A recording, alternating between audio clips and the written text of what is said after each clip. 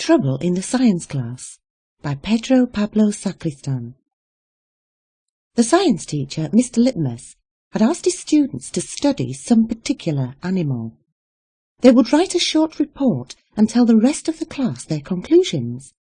Some talked about dogs, others about horses, some chose fish. But the most interesting discovery of all was made by little Sophie. "I found that flies are terribly grumpy," she said, very sure of herself. Everyone smiled, waiting for her to continue.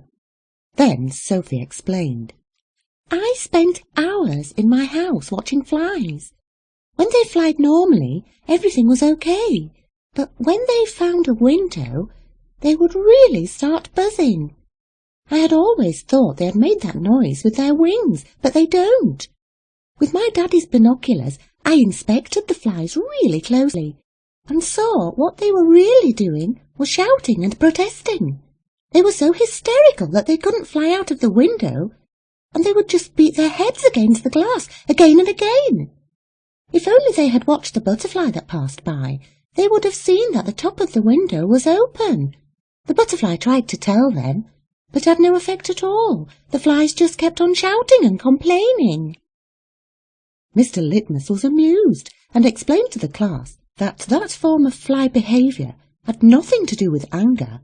Instead, it was an example of creatures having different levels of intelligence and awareness. They agreed that the next day they would bring a list of creatures in their order of intelligence.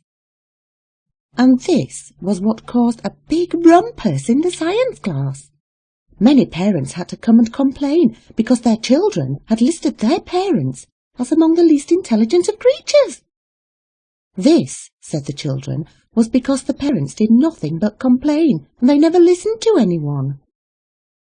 And although Mr. Litmus had to do a lot of explaining and calm down quite a few parents, it helped some of them realise that, although they weren't stupid, they often behaved not terribly intelligently.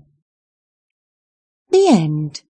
You can find much more stories narrated by Sharon Brogden at freestoriesforkids.com.